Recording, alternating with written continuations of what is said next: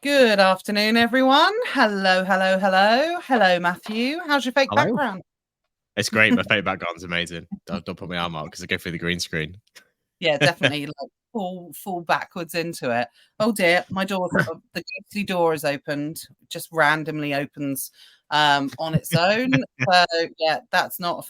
Normally I have it blurred out, but we've been doing some redecorating, so literally, it doesn't look like a pigsty in here today with like loads of random Del Boy boxes all over the place. So there's loads of stuff strategically placed around me at the moment. If I were to look at things Don't move differently. the camera. Don't move the camera then, yeah. I can't wave my arms around too much and move the camera.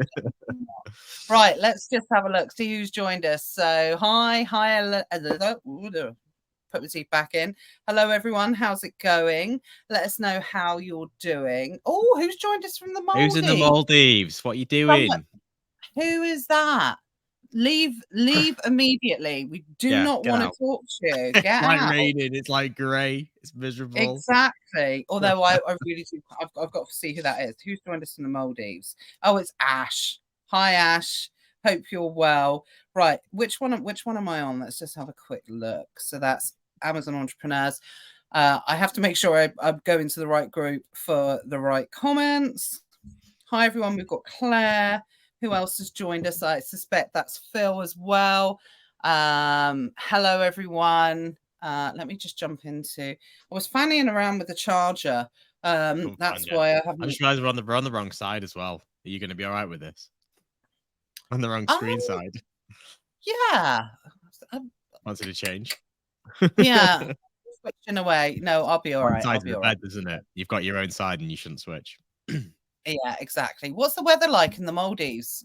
I imagine it's quite changeable actually in the Maldives. Just like trying to kid myself that.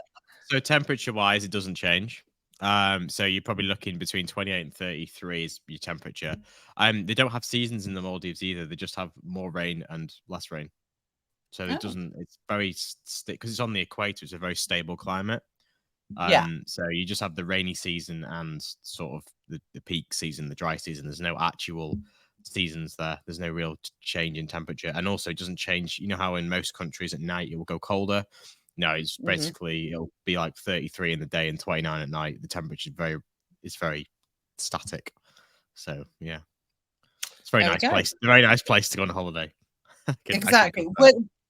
When I said changeable, what I actually meant was I imagine 1 minute it could be rain, next minute it's like beautiful sun. Yes. When the rain comes in, it comes in really hard, really fast, and then it's just gone as fast as it's come in.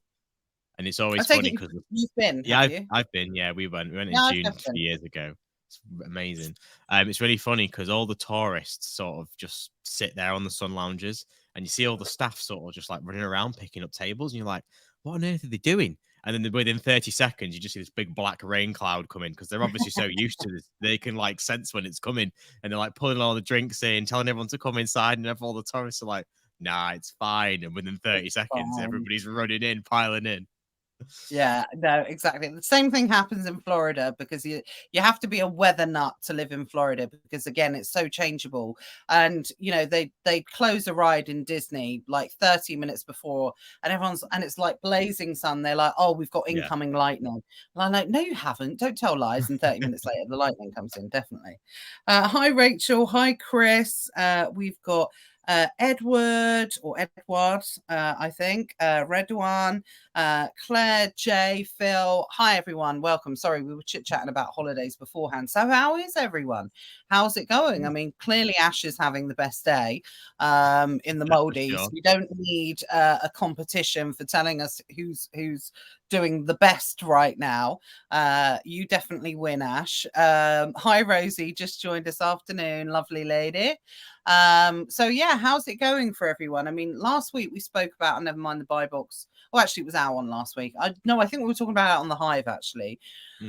We're sort of seeing this kind of pattern at the moment where things have been a bit quiet over the last few weeks, but last week should have been a little bit of a turning point. I'm not talking going from 0 to 100, but you should have seen the tide turning a little bit in terms of sales starting to pick back up. everybody's over the summer. It's raining, it's windy outside.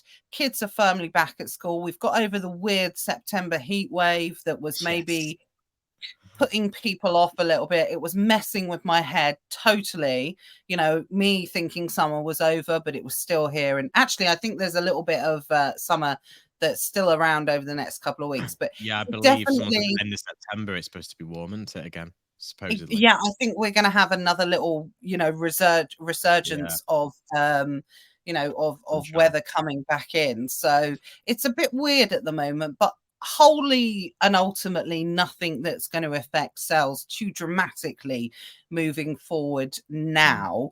We should be in a period of stability, and definitely from the guys in the hive, we are that's reflective. And Matt and I were talking in the hive last week actually, and we were saying that we think this is going to be really the first proper year post Brexit, post COVID, post Brexit of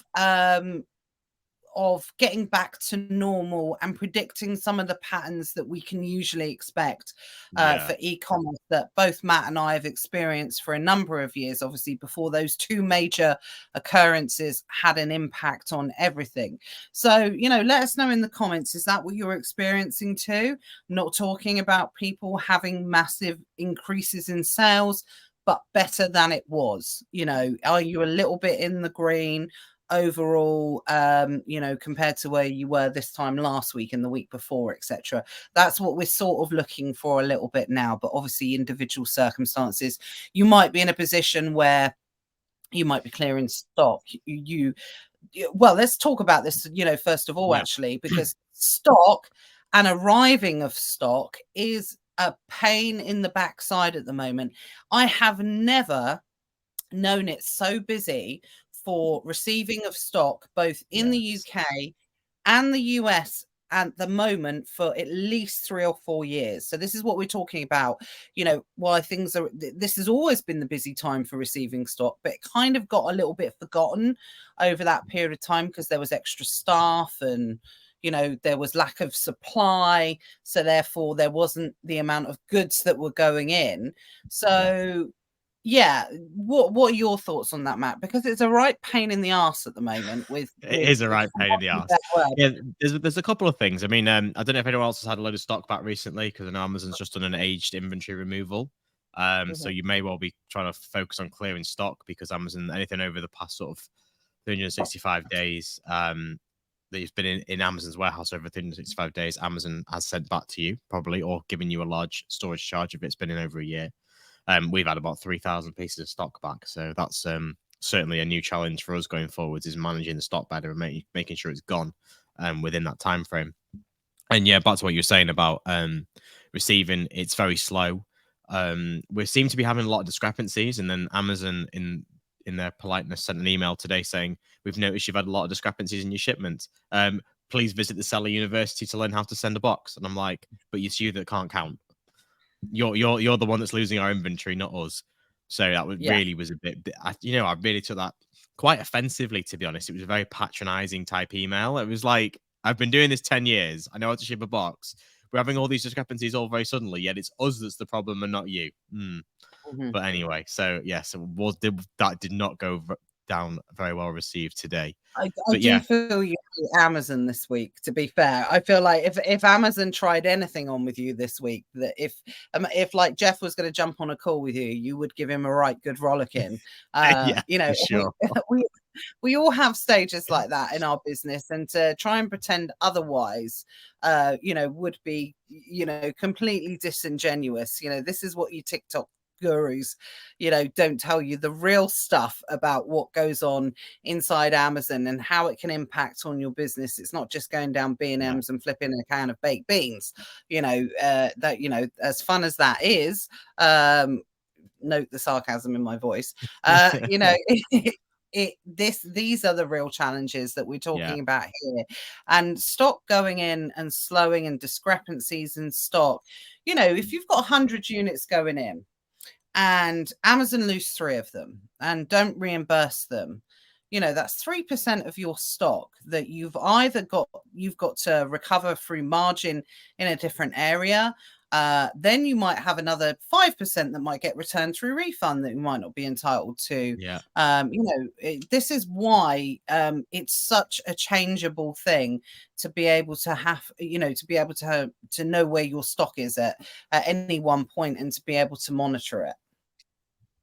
Yeah, absolutely. And there's, in terms of monitoring, that's one of the most important things really in a business, isn't it? Because you can be, it's like you say about the gurus, send stuff in, oh, it's all great, it's all rosy, but you could be losing thousands of pounds if you're not keeping an eye on your stock and you're not tracking stuff that's going in, missing units, one here, one there, stuff that's not coming back from customers. So that is a really, really important part of the business for sure. I think, someone mentioned on it about, I think it was in this group actually, when they said it was a slightly different subject, but should we bother doing this at this level in the business, and it was like a generalistic kind of comment. And I think you have to bother with everything. You have to appeal everything.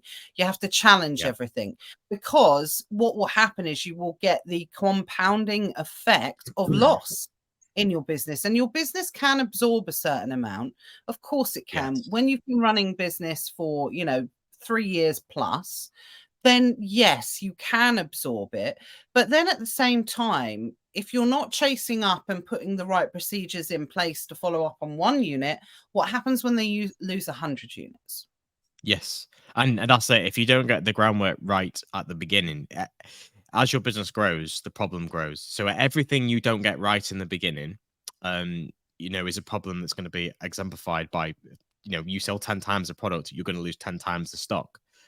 So that £100 loss then becomes £1,000, £1,000 becomes £10,000. Where do you draw the line? So yeah, and I think this is one of the best things that we teach in the Hive really is, and through we can offer through experience, is getting these things set up at the beginning, when you're small, when it's not an issue. Because let me tell you from experience, trying to put these systems in place later on is a nightmare. When you've got staff that you've got to pay, you've got all these systems, and your business is moving, you want to keep buying stock and all the rest of it. The last thing you want is to then have to go in and make changes to the business and try to fix big problems that should have been right from the beginning. Like I say, if you don't get something right from the beginning, you grow and grow and grow. That little problem becomes a massive problem.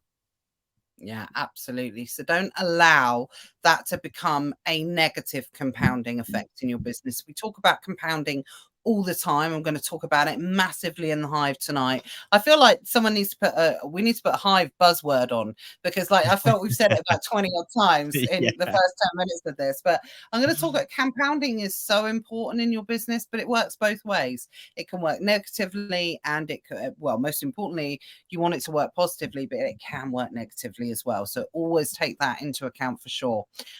Claire said, I had a removal order of 88 items, sent in 88 parcels. Thanks, Amazon. I know. What are they like? We've got 3,500 pieces coming back, so I have no idea how they're going to come back. I'm hoping they're going to come on a pallet, but they're probably going to come in like 2 to 3 a box. I kid you not, once we had a big removal order, and I can't remember if it was like a unfulfillable or Was it the restricted. Yeah, I was going to say it's a few years ago when they did the match. It was like about there was something, and we had about 500 units. The name's gone now, but yeah, they restrict how much you could have in your storage. Yeah, it was probably something like that, and we had about 500 units come back to us, and we actually had a pallet scheduled back to us, and we were thinking, oh my god, finally Amazon have, they've got it right. We've got a pallet coming back. There was one box on the pallet. There was one box on the pallet. It was ridiculous. So yeah, Amazon are just ridiculous, some of the decisions in that business. But again, that's a perfect example of literally when your business gets so big, there's certain things you can absorb, and they can absorb in their business. They can absorb sending 88 parcels. Is it good for the environment? No, if you believe in climate change and everything like that. Is it good for this? Is it good for that? No. Is it good for your business? No, but they can absorb that in their business. And there are things you can absorb, but not certainly when you're starting out. Cindy says, my daughter is looking for a part-time job. Maybe I should send her into Amazon fulfillment as a Ecom spy. Yeah, I still want Hey, to do a fulfillment if you tour. do, I've I not was going done to it say, yet. yeah, I was about to say, if anyone isn't aware, you can do a fulfillment center tour. It's only certain ones. I went to Staffordshire. It was really good, actually. Really, really worthwhile doing. So if you get a chance, That's what just you've get done in yourself on one of Paul, them. and I still haven't done it. So I need to pull my No finger out and. excuse. You don't even have to leave Bournemouth. There's no excuse. Well, do you know what? It's funnily enough, we talk. I do live in Bournemouth, but here's the funny thing. I live in Bournemouth by a road. That's how close to Paul I live. I actually live closer to Right. Paul. So if I was in the road next to us, I would be in Bournemouth. I would be in Paul. Yeah. That's how much in Bournemouth I am. So yeah, interesting fact. So Jonathan has asked, is there changes to unfillable inventory? We don't get them back? Question mark. Yes. There's a few changes. So the changes were implemented last year, but they've come into effect this year. So every September, in the middle of September, in order to make space for Q4 inventory, if you have things that are either unfulfillable or have had no sales in the past 6 months or have been in Amazon for 365 days, you have three options. You can have them disposed of, which I actually think is the default option. So please check your Amazon fulfillment settings, because I think the Yes, default is now dispose, not return. it is. You can have them returned. Obviously, they will send them back to you. It's about 20, 30p a unit now, I think. Not 100% at the moment, about 30p a unit. Or you can have them to be stored. And this isn't from, so if it's aged inventory, you can have them stored, but you'll get additional long-term storage fees, which are pretty astronomical. So you want to double check that is the right thing to do. So you Long-term don't want, storage it's fees going to are be, ridiculous. yeah. It's almost worse than even a balance on capital on tap. It's like they Yeah, are horrendous yeah, at that point. they're massive. Yeah, I feel like in fact, I'm going to get the figures up, but is it something like 150 a square meter or something? it's ridiculous. It's ridiculous. It's one of those things I'm always like, don't tell people, because it's Yeah, like I just don't want to encourage anyone to be leaving stock in past that long-term storage fee thing. So yes, you can get them back, Jonathan, but I think it's more a case of you need to change your settings and you do. you can have them come back to your prep center. Personally, I think depending on what level you are in your business, I would maybe have them coming back personally to you, so you don't have to, bypass them to a prep center, and you can look to sell them, either check them, send them back into Amazon, so you've got enough to Yeah, be able to send back in. Because in my experience, unfulfillable doesn't mean unfulfillable necessarily. It's subjective, and you might be able to, fix it up and send it back in, or you might be able to but I would always have unfulfillable, any type of returns coming back to you anyway, because at the end of the day, you do not know what condition. And I think it's a big cause of inauthentic claims and refunds and complaints when people don't have returns, when people have yeah. returned stock going back into stock. Yes, absolutely. I mean, there is a thing, I don't know if you're aware, called the grade and resale program. Definitely operates in Europe. I'm not sure if, I presume it operates in America. We've got it enabled for Germany, Spain, Italy, and the UK, where Amazon will charge you a small fee and they will grade your products, they will retape them, they will reseal them, and they will resell them at an automatic discount percentage that you sell. So it depends on the return reason. So if the customer says, customer damaged or unwanted, if it's marked as defective, even if it isn't actually defective, the customer's just said defective to get free return, it won't be eligible for grade and resale. But for customer damaged items, it may well be worth looking at that, because some certain categories, such as the ones we sell in, have a very high return rate, and Yeah. about 20-30% of our stock gets resold on grade and resale, and we don't have to touch it. So may well be worth looking at. I think, guys, if you've got toys, electronics, those kind of categories, they're probably well worth looking at as well. Another thing on the inventory side as well, if you've got very low value inventory, it is well worth considering if it's actually worth pulling that back, or just having it disposed of, or offering returnless refunds. I know people think, oh, I don't want the customer to get away with free products and all this kind of stuff, which I totally get. But at the end of the day, you may well be costing yourself more money If if you're selling £8 items, for example, that cost you say £1 or £2, a customer wants to return it, maybe just offer them a returnless refund. Actually, that will cost your business less money in terms of storage charges, because even if you get the stock back, you're either going to have to pay somebody or use your own time to work that stock. So Mhm. what's the opportunity cost of that time? It could well be that you're actually losing more money by not offering returnless refunds than you are, getting the stock back. And also it can be put as a loss in your business. Yeah. Have a spreadsheet for everything that gets written off that doesn't come back to you, that you do not get a reimbursement for. You can offset that against your corporation taxes, in your business. Losses go against that, so you don't have to get paid. So it's one of those bigger business thoughts, which I Yeah. appreciate. If you are in the first year of your business, you don't tend to think like that. You think about the impact that it has on your pocket individually right now. But the longer that you are in business, the more you disassociate yourself with your business. And, things like I mean, don't get me wrong, I was on one yesterday, had a really high level of refunds yesterday, and it just literally wiped out the profit for the day pretty much in one of the streams in the business. And I was really annoyed, but then I sort of had to check myself, because at the end of the day, it's one day out of 365. And, when you've been in business with it, as long as we have, you just can't look at it on a day-by-day basis. You use it as an indicator to see if there's, as markers, as benchmarks, to see if things are going well, things are going wrong.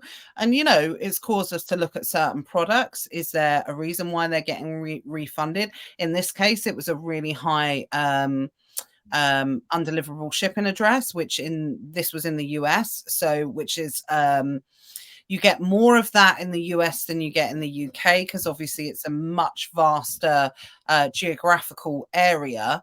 So you get more of that than you do in the UK. I just think we're better set up for, we've got a high percentage in the UK of people working from home, leave it with a neighbor. The couriers are used to leaving, whereas in the US, I don't think they do it as much. So that's why we get a higher return rate for those type of products.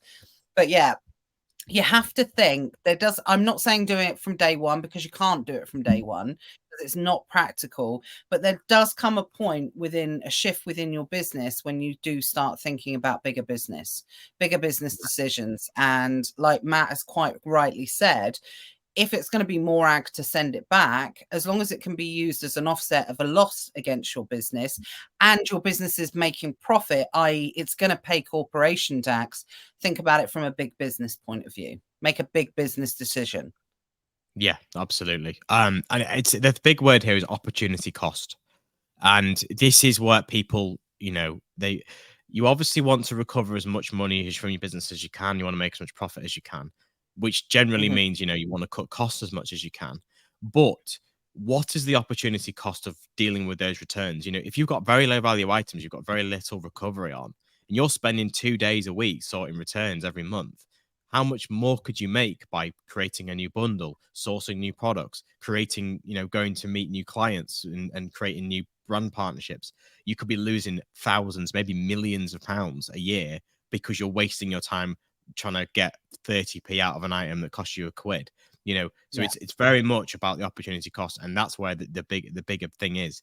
In our business, we have £100 minimum. So if an item's not worth £100, or there's not £100 worth of an item, it goes straight into auction or into the bin. That's the truth. And it's a catastrophic waste. I understand that.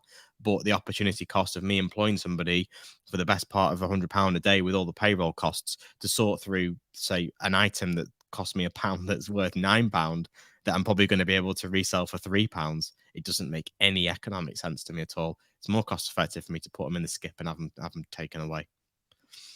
Just back to long-term storage fees as well. I've got the figures up here. So for comparison, so Amazon charge you 90p per square foot for standard inventory for 331 to 360, starts up to 365 days. If it's over a year, that rises to £4.30 per square foot. So nearly 5 times the cost of storage if you go over that 365 day mark. So yeah, you want to be getting that inventory back really, and looking at, Yeah. but this is again the proactive nature. You want to be proactive in reducing the prices and getting rid of it. Yeah, definitely. You don't want to be on day 364. You don't want to be like stock dump, stock dump. At that point, if you haven't dumped it by then, you're going to get charged. It's as simple as that. So Chris says let's pick up on that. I know what you said about skipping. Yeah. It's awful that you skip it when there's nothing wrong with them. I get the financial, but some things are more important. Yeah. Well, what's the solution? Do you know what I mean? What is the solution? I get it's a I think catastrophic waste. probably like donation, I think, or I think that maybe is what Chris is Yeah. kind of talking. Yeah. I think it depends on the context. Yes, we do donate products. Don't get me wrong, we do donate product. We don't skip a lot of it. It's not like we skip tons and tons of it.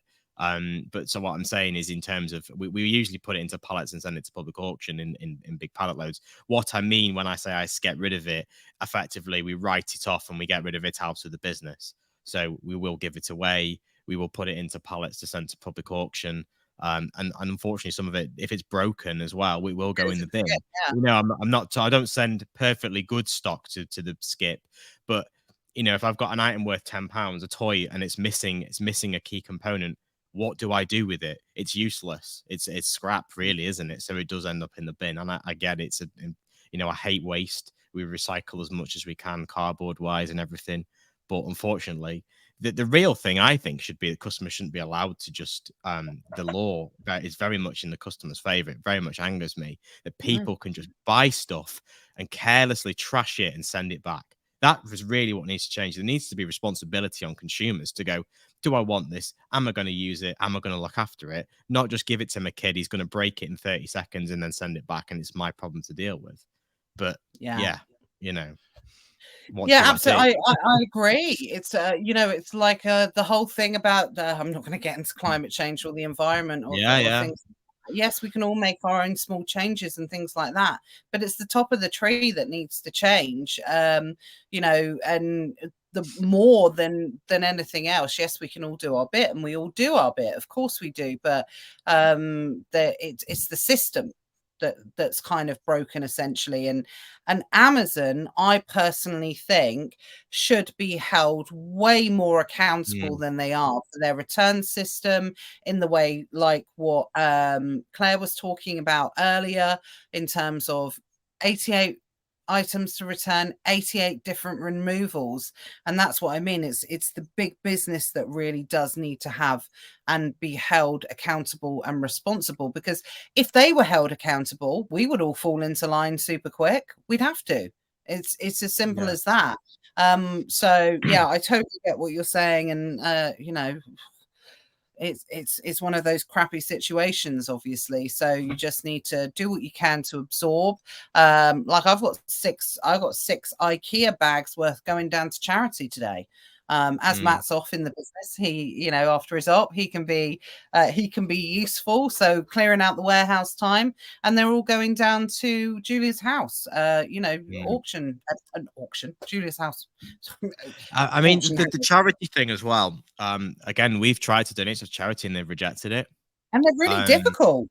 This is the thing. I know people say, oh, just donate it. But a lot of charities are just like, we don't want it, unless it's like bric-a-brac, as in clothes and stuff. Like, for example, we had a load of, the old iPhone, the like 30-pin ones. They came in as part of a big lot, right, out of a warehouse clearance. We had 2,500 of these cables. What do I do with them? In the end, they went to recycle, to be recycled, because I tried to do charity. Do you want to sell? Do you want them? Sell them. Maybe you'll get £1. No, we don't want them. They're not of interest to us. Yeah. Tried to sell them an auction. Nobody really wanted them. And I was just like, what do I do with this product? It's completely obsolete. And what do I do? Yeah, exactly. And what's a real shame, and I've talked about this before as well. I mean, it doesn't stop us, but it's little things like, in a supermarket where they have the goods, obviously, that go to food banks and things like that. How easy would it be for us to walk in with a load of stuff, put it in there and leave, but you're not allowed to take it in. It's only goods bought from the supermarket that can be put in those. And then if you try and turn up at a food bank with food, see how far you get with donating it and things like that. You normally have to make an appointment. And then they only want certain things. And I'm not saying beggars should be choosers. That's not what I mean. But at the end of the day, it's the system. The system needs to be a little bit organized. So we personally, over the years, have worked out which ones are drop and go. Essentially. Now, it wouldn't be my choice to take 6 bags down to, a certain place. I'd love the thought that I could distribute the toys to such and such, and the food would go here, and this would go there. But the system doesn't allow you, unfortunately, to be able to do it. So all we can do is what we can to a certain extent. Let's just have a quick look. Simon says the returns thing just isn't Amazon. People have got into buying 2 or 3 of the same thing, different sizes, and send that 2 back that don't fit. I agree. If they put a cost of returns on it, then let's see what would happen. Yeah. This is for me, my business. I would rather sell 30% less and have less returns. It's not. It's a bit of a misconception from Amazon. I think that if we make the returns really easy, we'll sell more product. But then you get all this wastage back. So are you actually making any more money? I don't make any more money by Amazon's policy. I make less money. I would far rather I sold even half the amount I do and had no returns, because it would make my business 10 times better. But unfortunately, I can't, because I have to do what Amazon does. And the problem is the rules again online trading. If the customer has the right to inspect a product, so they can buy a brand new product, open it up, rip all the packaging, trash it, and send it back. And then it's basically, unless it's a high value good, it's worthless. It's literally worthless. There's nothing wrong with it, but they're worthless. If it's something £10 brand new, nobody is going to be able to financially make it work to be able to reprocess it, repackage it, and resell it for £5. It doesn't make any economic sense. No. See, where there's chargeable returns, I'm really cautious. Debbie said H&M have announced returns will be charged today. I think you're going to see more of this now. Moving forward. Amazon will never do it. Amazon will never do it. But they might do. They might do, because I know Amazon is very much on a profit footing at the moment. They are very difficult to get money out of. Fees are going up. So maybe from a profit point of view, Amazon may well do that when they've squeezed all the sellers and there's not a lot else they can do to make more profit for the shareholders. They might, and if everybody else does it, they may well think, well, actually, we can get away with doing this as well. I'm gonna disagree with you on that, because I think Amazon will want to be able to stay far ahead of the competition. They've got some competition coming over the next couple of years in a few different platforms that I think are really going to challenge them, TikTok being one of them. It's not going to challenge them right now, but I think it's going to challenge them in the next few years. So I think they will want to stay disconnected from the competition as much as possible. They will want to be the most attractive, because that market share, as wide as that gap is, and as many years that it would take to bridge the gap, I think for the first time ever, I wouldn't be surprised if some of the conversations in Amazon are, okay, we need to start thinking about what the competition is doing now and staying ahead of that. Yeah. But then also I think someone like H&M, New Look, Shein, people like that, they also know their worth in the market as well. So, and I'm a big fan of that. I always remember it with what I call prep center wars. So I've told this story a million times before, but hopefully you understand what I mean by this. So prep center wars, what it was when we originally opened our prep center X amount of years ago, I can't remember how many years, there wasn't really many prep centers around at the time. And obviously being, sort of an influencer in the market, and people knew that we had a prep center, everyone then all of a sudden thought it was an easy thing to do to open a prep center. And how to take the business out of the existing prep centers, they came in at lower prices. And what happened, it became price tanking on prep centers, essentially, where if someone would charge 70p for a unit, the next one coming out would charge 60p, and so on and so forth. So it eventually undercut them down to a business. But then what happened, a few of the prep centers, namely some of the ones that are still around today that are doing the big business, turned around and said, do you know what? We know our worth. We know our value. We know that we offer good service, good value for money. We are not going to participate in this. And they stepped away from, prep center wars, pricing wars, essentially. And they're the people that are still in business now, because they're the ones that are still operating, because they didn't, get involved in that. They probably did at the start, but then they said, no, we're not going to do that anymore. And that's probably what someone like H&M have done. They said, look, we produce really good value clothing for the price that we sell it, and it's proper cheap as well. If you want cheap clothing at this price, we cannot have a refundless a free refund system anymore. So that's probably going to what's going to happen a lot. Well, I think Primark's obviously never had an online offering, and I think that's part of the reason. I think that is the reason why Primark's never had an online offering. I know they're doing click and collect now, but that's basically same thing as going into a shop, really, isn't it? It's just picked for you. Exactly. Let's just have a quick look at some comments. This is going way back to what Chris said about notepad for the tour to steal ideas. You're not allowed to take anything in with you. They're like super. Although I do remember like Emma Hamilton once filmed it like on the sly, like filmed it on. Yeah, you can't film it. You can't take pictures, and I think a notepad's okay. You can take a notepad in. I don't think they're gonna like. Didn't she have like a GoPro on her or something like that? Yeah, you're not allowed to film it. Yeah, but yeah, she I don't know, I think it's probably a bit more stringent now anyway. So just going back to Yo with what we're saying, how can we solve vendor returns in the US? Amazon marks all customer returns like this. I think this is what we're going back, like undeliverable shipping address, anything that enables a free return. Can't remove them to check if they're really damaged.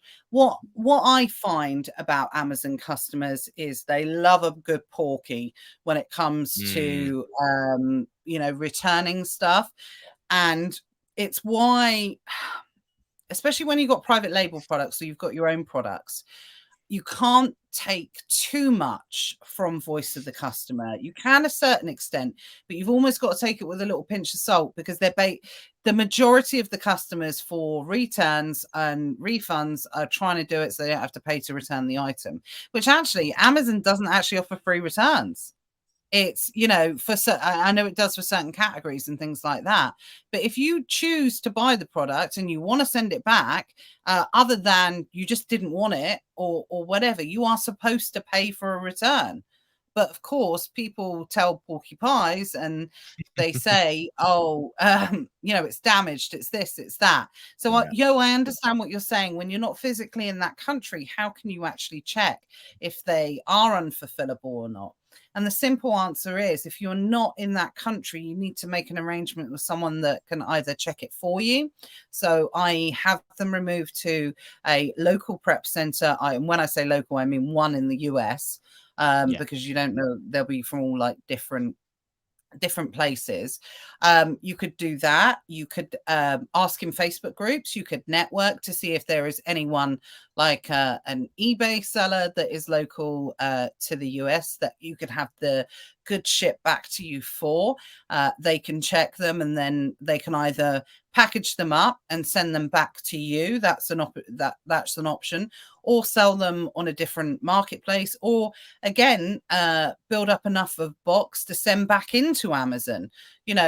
Obviously the prep center is probably going to be the most obvious one to be able to check, but it is one of the caveats of working and selling in a country that you do not live in. And one of those is having good enough margins to be able to absorb and an understanding of expectation that you are unfortunately are not going to have the same level of impact on what you could do based in the country that you reside in and that you're selling in. So, and you can't expect a prep center to check them in the way that you would probably check them unless you're prepared to pay, quite a lot for that particular service. So, if they have a grading service, I remember people used to do that with like used books and things, right? They used to have like a grading service. Maybe that, if they would be happy to do that. It depends on the volume of sale.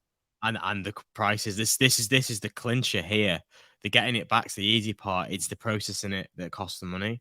and the processing may well, again, if you've got £1,000 laptop, it's fine. It makes sense to process it. A lot of our tech stuff is worth doing. You've got very low value items. It costs £1, costs £1.25 for someone to process it. So you cost now £2.25, and you've got to sell it used. This is the real challenge for e-commerce in this low value sector. I don't know what your goods are. Hopefully they do make economic sense to try and refurbish and resell. But yeah, that's where I think a lot of people struggle. So what we have for being based in the US, based in the UK and selling in the US, we cover all different bases. So I have a personal person that we send goods to that can resell on different platforms, but also we have a prep center that we have different agreements with. So if there's certain types of products like beauty products, small and light products, what we do is we wait until we've got enough in a box and we have it shipped back to us for a couple of reasons. One, if they're nice products like Charlotte Tilbury or MAC or things like that, I might have them myself, because they're not skanky and haven't been half used or anything like that. It saves me not buying it, and it's a cost that I can absorb as a loss in the business, obviously. So, that's one area. Another reason is having products like that sent back to you. Well, gifts for people, Christmas, birthday presents. I've always talked about this. It's one of the things that people don't talk about. You can really utilize this business to help you stop paying out money in your pocket as well. Not only the money that it makes you, like I said, you look like an incredibly generous person because you give people all these valuable, expensive gifts that ordinarily you wouldn't. So everyone thinks you're amazing. So that's another element why we have some products sent back to us. But the prep center will also look at the products, and we do pay a pretty penny for this. They will look at certain types of products, they will regrade them, and not grade them. They will relook at them. Is it acceptable to go back into Amazon? Yes, they're put aside, boxes put up, and it can be shipped back into Amazon. So we cover a lot of different bases for that. But there is ultimately also there is probably at least 25% of stuff that, again, disposed and dumped, unfortunately, because we do not operate in that country. Whereas if you're residing in your own country, you've got a little bit more of a chart, you can affect it a little bit more. That's what I'm trying to say. Yeah, definitely. So Yo says, I have a return address in the US, but I simply can't find customer returns in unfulfillable. Have a look at voice of the customer. Amazon mark them as vendor return and dispose them. Okay, so again, what we were speaking about earlier, you obviously, as your unfulfillable, you have it set as dispose. You need to dispose. Yeah, you have to change that. Your settings and your FDA settings.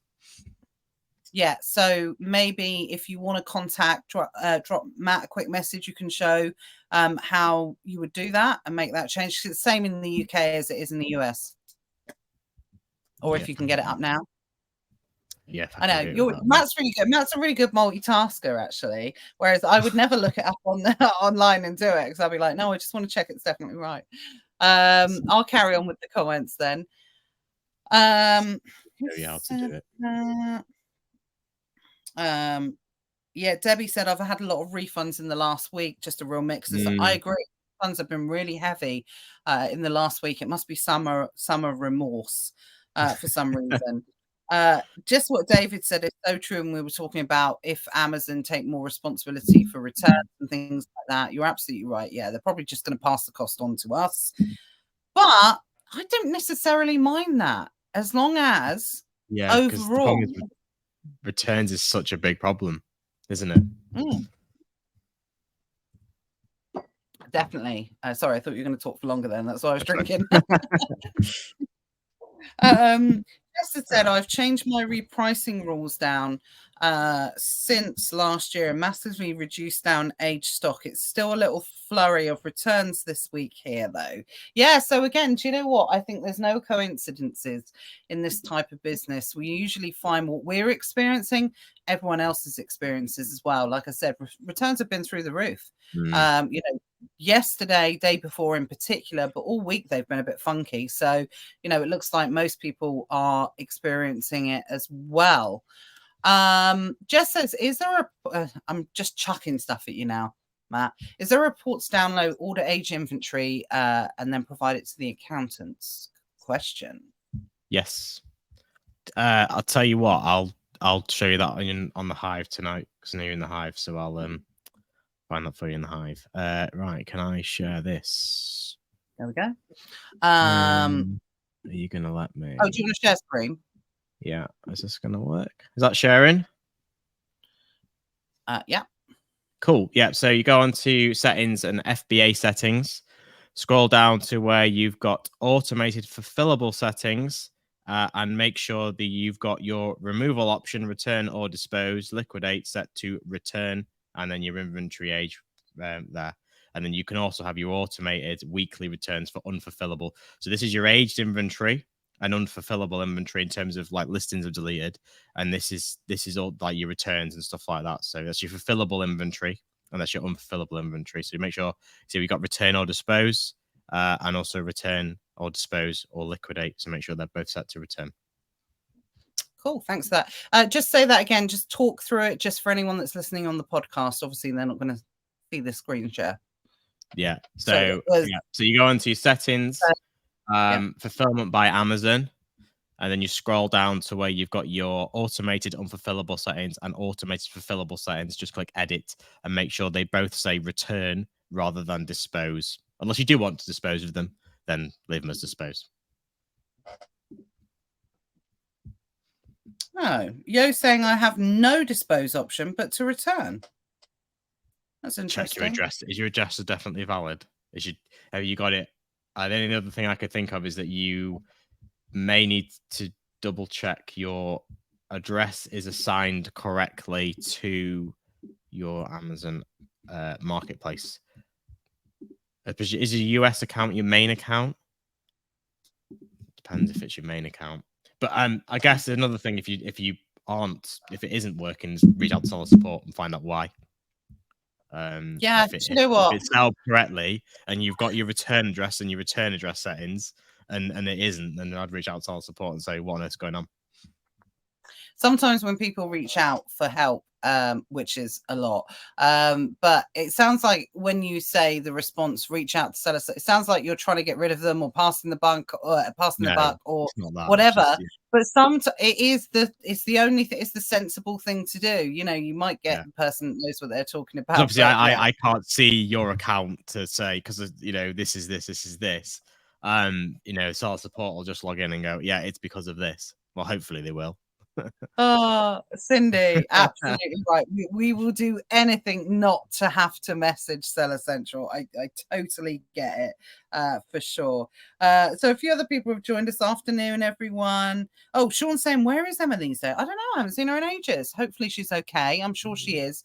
I think it's in the run up to Q4. So obviously everyone's busy being away and, probably getting ready for that. So hopefully she'll pop up again soon and we'll see her around. Jonathan said, I've got an item stuck in. You guys are really chatty today. Lots of questions. I love it. I had loads to talk about, but obviously the questions just the session. Fire them in. Come on. Yeah, no, it's good. Jonathan says, I've got an item stuck in Germany. I can't dispose of it or get returned as I only sell in the UK, gaining fees monthly. Not sure what to do. I don't know why you can't dispose of it. You should be able to dispose of it. Yeah, should be able to. For EU returns, maybe, yeah, I don't know. It should be able to be disposed of. Just click into the item and then create a disposal order. For EU inventory, you have to have an address inside mainland Europe. Ireland, I'm not sure if Southern Ireland counts. I think it does, but some people have had issues with Southern Ireland, so it has to be in mainland Europe. So it can be anywhere. Just so if you're in Germany, it doesn't have to be in Germany. It can be France, Spain, Italy. Amazon will remove it to any European country, but they will not return it to the UK. It has to be an EU address. So you'll need to get either somebody inside the EU, your prep center, if you've got one like that, something like that, or you have to appoint a third-party service to take your returns in for you and then send them back to you, or refurbish them, reprocess them, whatever you want to do. But yeah, it's got to be inside. He says as well, I've got it stuck in the EU since Brexit, over a year's old. Keep telling me we can't dispose of the item and give them permission to do so. Won't even let me send her an EU address. Right, that definitely sounds like that's not. I don't know if it's just that particular item. Again, just if it's a hazmat item, that might be why you can't get it returned, because hazmat items sometimes can't be returned until they're taken out of hazmat status. Grocery. They're very funny about groceries. But as a general rule, that should apply. But I think in this particular item, you're going to have to speak to sales support and get them and keep pushing them to do something on it. Yeah, there's no reason why it's going to be exposed. I would have escalated it to managing director by now. So, if you haven't done so already, the great thing about managing director, I mean, yeah, going to have a little moan. It's not as good as it used to be. They used to resolve, but obviously more people like us started telling people about it. So obviously, they got inundated a little bit. Started knocking cases back down again. I've noticed that. They'll only deal with a case. So managing director team, bit of an update on this one as well. You'll have to now have had a case open with seller support. Otherwise, they literally just bash it back down and say, please. Oh yeah, totally. I'll open a case for you. So you have to basically exhausted all options. Don't just go straight to MD team anymore. It won't work. Yeah, definitely from my advice point of view, I would always recommend you have to be knocked back at least twice by Seller Central, so you can use that in part of your email. But obviously the way that you deal with managing director is different into the way that you deal with Seller Central. You need to make it clear that you've had this communication with Seller Central for X amount of time. It's not being resolved, and therefore this is the reason why I'm escalating it to the managing director team to be able to get it resolved. And then you almost have to lay out your evidence. It's like presenting a court case. As a lawyer would present a court case in evidential support. You have to lay out exactly the reasons, what you've done, what you need them to do, because they only get X amount of time to deal with things. So, the more information relevant and to the point information in, which I know is ironic coming from someone like me, but you have to be to the point, relevant, don't babble, don't waffle. This has happened. This is what I need to happen. This is what I've done to resolve it, which hasn't happened. What can you do? Can you do that? And always tell them what to do. I need this done. And also always reattach all the evidence, even if the evidence is in a case already. Reattach all the evidence as if it's, because remember, the person who, like you say, who's reading this is probably never seen the case before, so they obviously don't know what's going on, and they haven't got time to go through like loads and loads of messages. So you basically got to redo the whole case in a short format. Yeah, like you said, they've said this. I need this. This isn't happening. Literally like a court case, like you say. The address, Sean, is managing director at amazon.co.uk. So that's who you need to email. The whole of Europe as well, FYI. There is a different one for America, but for the whole of Europe, you can use the UK one. Yeah, for America, it's just simply jeff@amazon.com. Yeah. So for America, but you can use the UK one for Europe, right? You can use it. Yeah. I use the UK one for European cases as a UK seller. I don't know if there is like one for .de or .com.be. There must be. Belgium. There probably is, but I guess you're guaranteed to speak to somebody English if you do. And if not, generally they'll just forward it on to the right team anyway. So yeah, that's the other one of the frustrating parts that you kind of have to get over and understand and accept, have your expectations managed a little bit when you're dealing with things like Europe. It's like if you get account health issue in Europe, if you can't press the call it now button to speak to someone. It's only available in French. Yeah, we've had that before. Yeah, so it's there's certain things you can and certain things you can't do in certain marketplaces. So take it all into account. Always appeal, always try, definitely. But if you're building up, because what could happen in that case, Sean, is it could actually get to a point where it could become, because you've got an unpaid balance, your account could get deactivated. Then if you decide that you want to sell in America or get a brand registry at some point, actually, believe it or not, that can have a really big impact on whether or not you can open another account or do this or do that. So you've always got to, don't leave anything unresolved on Amazon. You've always got to try and resolve it as much as possible. Yeah, second that, yeah, because you can't get brand registry with if any of your accounts are suspended. There's lots of any of these kind of programs. So Amazon Renewed, can't sell, is what's the grocery one? Subscribe and Save. Some of them we've got to be any kind of program that requires approval. If your account is suspended in any marketplace, you won't get it. Yeah, definitely. Yes, so there you go. You're having to pay transfer wise. So yeah, you need to try and get it resolved as much as possible. And it is massively annoying. I'm not trying to say it's easy or anything like that. It's not, but just resilience, obviously on Amazon is sometimes the only way to get a reward. Yeah. Yeah, exactly. When it comes to it, I love Cindy's advice. I'm definitely going to go for that. Ask ChatGPT to write a letter to a 5-year-old who speaks another language, and that's what it's like dealing with Seller Central. Yeah, it is for sure. So just going back, God, yeah, like I said, loads of comments today, guys. We love it when you are chit-chatting with us, but I also feel that this is definitely part of the run up to Q4. I think people are checking back in. Like over the summer, everyone was a bit quiet. Everyone's a bit like, living their best summer lives on holiday, that type of thing. It's a bit quiet. It's a bit that I get the buzz of you. I definitely get the feel of people are starting to get back in. It's just 11 days until Q4 starts, if you can believe it. Not that it's going to go mental in 11 days. It's not. But at the same time, we are like literally there's not a conversation I have with anyone now that doesn't revolve around Q4. And so we are in full on Q4 and mode. I think this one's going to be a real good one because unlike most years, Amazon's got an extra Prime Day this year in October. Now, the July Prime Day was a surprise this year. Now, it's usually good, but this year was really standout, really successful. So you could well have a mega Q4 because you could have a bumper October and then a bumper November, and then obviously December sells itself. So rather than just having all your sales, I think Amazon has learned to try and spread some of the sales out because that was the big problem with Black Friday. It crunched all the sales into one weekend and all the couriers fell apart. Everything, they couldn't cope with the volume of orders.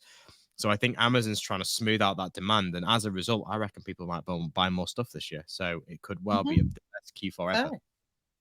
Cost of living crisis, smoshed of schmiving crisis, more like.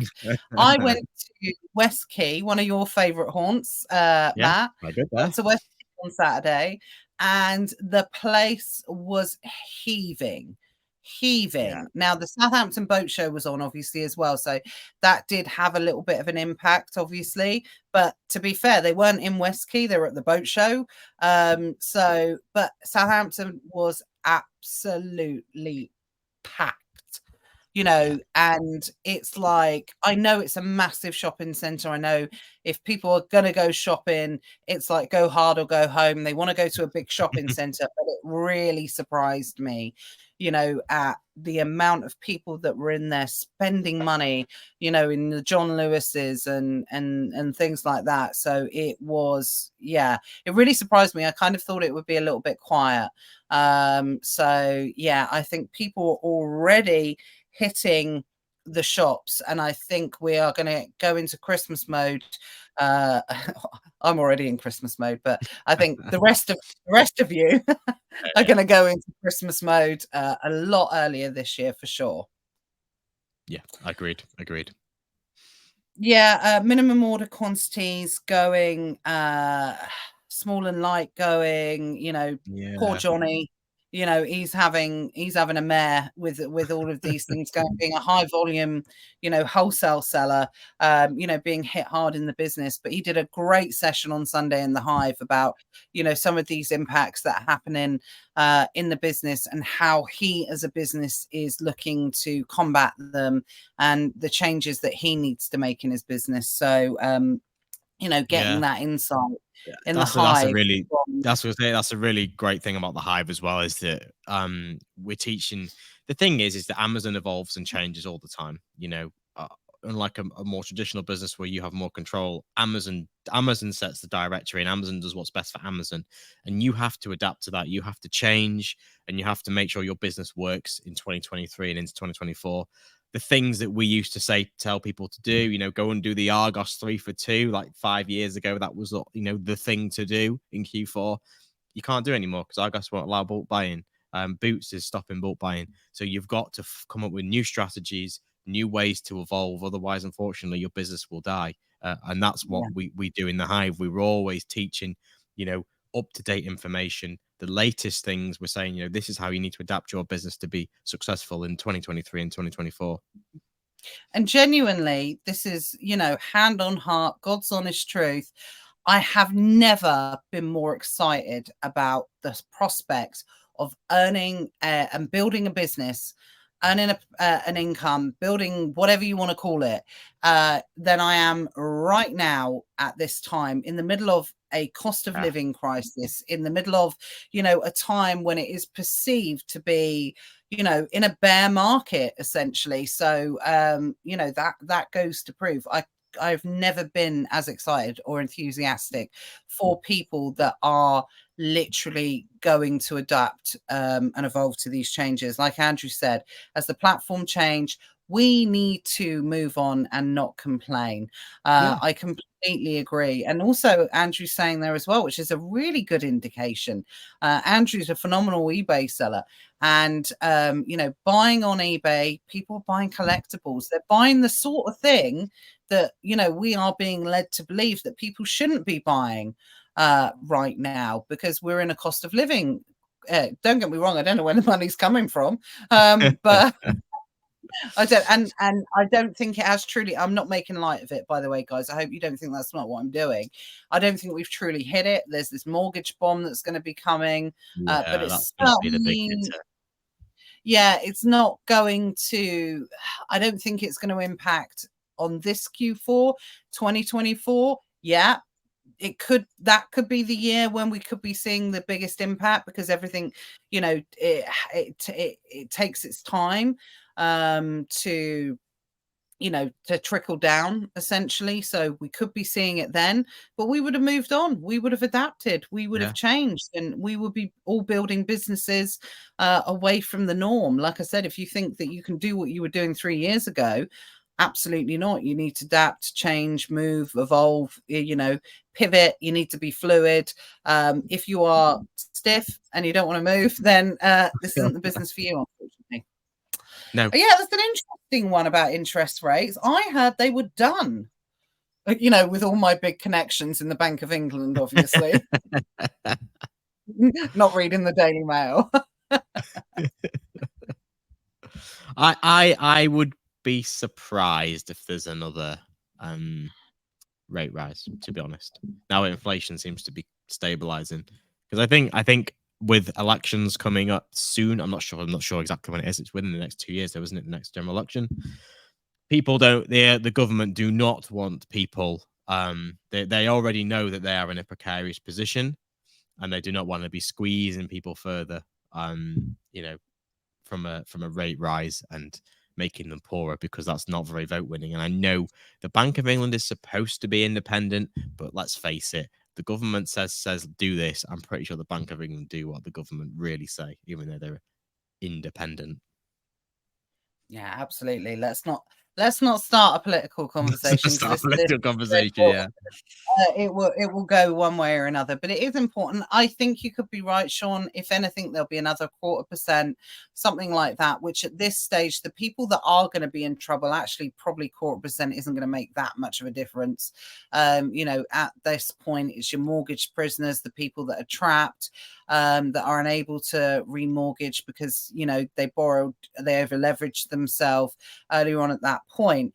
I get what you're saying, obviously, about why people over leverage themselves and buy a big house and do this and do that. It's because we were in such, personally, this is how I feel about it.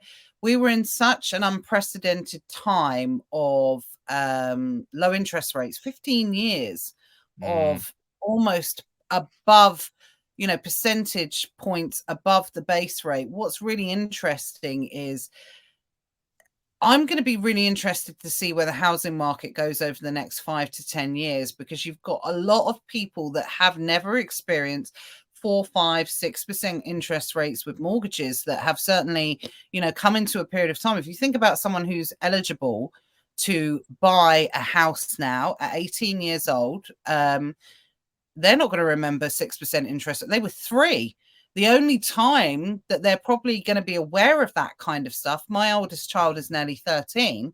He didn't know what an interest rate is. He doesn't know what they are even now. So it's probably, only impacting on people. So they're all of a sudden thinking we've been in such a long, they think interest rates at that level are normal, but actually they're not. This is the normal that we're coming back into. Yes, they're going to be a little bit higher. They're not going to stay at this forever. They'll probably come back down to 3-4%, something like that at some point in the future. And that will be the new normal, hopefully. But how are people going to adapt to that?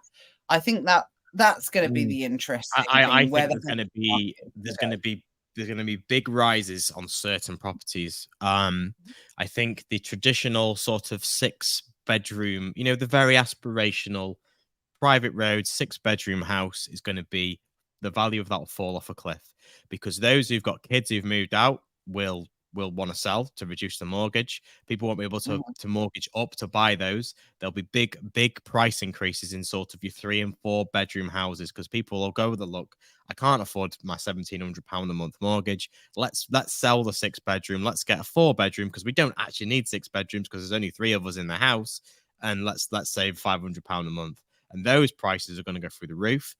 Starter homes are still going to be in demand because people still need to get on the ladder. And again, people may still downsize. Again, if you've got a 4-bedroom house, there's just 2 of you, your kids have moved out, get a 3-bedroom, get a 2-bedroom even, save some money. So I do think that certain houses are going to be massively increased in price, and others are going to be very, very, see big falls. The 6-bedroom sort of private road houses will be my prediction. Yeah, absolutely. I remember the impact of negative equity. I mean, if you ask the 21-year-old now what negative equity is, they probably sort of like think it's some sort of like dating show on Netflix or something like that. Yeah, literally. They literally, I'm just about young enough. I knew the impact it had on my parents, but obviously didn't experience it myself. So yeah, if that sort of terminology comes back in, then people are going to be in for a real shock. I totally miss self-certified as well. It's self-certified, but that was in the wild west. Back in the days of the wild west of I bet. Do you know what? I can't see whose comment that is. I really wouldn't be surprised if that's Matt Cromie that says I miss self-cert. We used to love a self-cert mortgage, and again 9% for a self-certified mortgage in 1997. So we first started buying houses in the early 2000s, and you could literally say whatever you want and they would give you a mortgage for whatever you want, but you had to pay percentage to say it. Who said it? I can't see the name. It's me that said that. LOL. I don't know who it was who actually said it. But if it is you, Matt Cromie, which I'm not sure, you shouldn't be looking at screens anyway. I told you, don't look at screens. It's bad for your eyes. Oh, Debbie said it. Oh, okay. That's Debbie fine. said it, yeah. That's fine. Thanks. By the way, Claire, I love your comment about the returns and your wife and everything like that. We've all been there. We've all been in there, with the other half in terms of, getting that stock back in. I've got my little corner of shame. But again, we had another great, I think it was 2 weeks ago. It was 2 weeks ago. We had a really great session on the Hive where we talked about clearing your corner of shame and a couple of tips and tricks to be able to do that. So that was well worth it. Matt, I see that you put the offer up on the Hive. Never mind the buy box is never to sell anything to anyone. We're here just to chat about what's on Amazon. It's there if you want it. But obviously I will say, when we said we're not going to do a big kind of fire sale or anything like that, but there's going to be some big changes on the Hive at the start of October, and access is going to be restricted to certain areas. I mean, if you're in, it's fine. You're not affected. Yeah. But for anyone that wants to join the Hive after the 1st of October, if you're one of those people thinking, oh, I'm going to wait for all the information to go in, then I'm going to join the Hive, because we want to really be able to, reward members that have been with us for a long time. We are going to start, getting a bit more restrictive with the information that is going to be available moving forward. So the date we're going to do that on the 1st of October. So if you want to join the Hive and you haven't already, please make sure you do so, and you will get access to everything at this stage for the price that it currently is. Yeah. Do you know, I've been talking for an hour and I realized my mic's not plugged in. Oh, you sound fine. Okay. I think it's because it's quite on the laptop, so it's obviously all right. Sounds fine. Yeah, sounds fine. Yeah. Typical. So yeah, if you want, I like that. It was Debbie. Debbie said it. Debbie. Thank you for clarifying, guys. Really appreciate it. So I mean, yeah, we're over the hour anyway, and like I said, we did have a lot to talk about, but I'm kind of glad that we talked about what we did actually, because it feels like there was a lot of information, a few gold nuggets that came out of there in terms for with what you do with everyone for what they can do in their businesses. But what I will say is, at this moment in time, just before we're heading into Q4, I just had a great session with someone. I talked to different sellers, and a seller wanted me to help them with their Q4 goals. And this is going back to what Matt was saying earlier about, and we're going to start, especially over the next couple of weeks, really ramping up the chat about Q4 and how you can really maximize it. And what's interesting is, for the first time ever, I really pushed this person to set some really quite big goals for Q4. And it's the first time I've felt really comfortable doing it over the last few years. And I think that's because this is the first time in about 3 years. And bearing in mind, taking into account with COVID, because we didn't know what was going to happen, Brexit, we didn't know what was going to happen after that. I just feel like this is the first year I kind of feel like it's going to be a really good Q4. I've not gone into everyone previously. I wasn't saying I thought it was going to be bad. I just didn't know what was going to happen. Yes. Whereas this one, I just feel it's going to be a good Q. I feel it in my waters. Yes, I know what you mean. I know what you mean. Yeah. So let us know, guys. Is it just us? Are we deluded? Are we in denial? I just feel it's going to be a good Q4 this year. Definitely, it feels like it is. That's what it feels like. Hi, Andre. Andre's joined us as well, giving us some hands and hello hands. I don't know what they actually mean. Pray hands and praise, I think they are. So yeah, always good to see. But yeah, so if you do want to join the Hive, now is the time to do it for sure. Next week I've got a guest on. I'm not sure who it is, but I definitely know that I do have a guest on next week. So we're going to be talking about all kind of Ecom and Amazon stuff. And then obviously after that, we are literally, after next week, we're on the countdown for Q4. So probably come the start of October, that's when we will be kicking in full Q4 mode. So yeah, it's gonna be great. It's gonna be great. I know, really looking forward to it. Okay, guys, well, thanks for your time. As always, you guys, like I said, really interactive today. Lots of comments.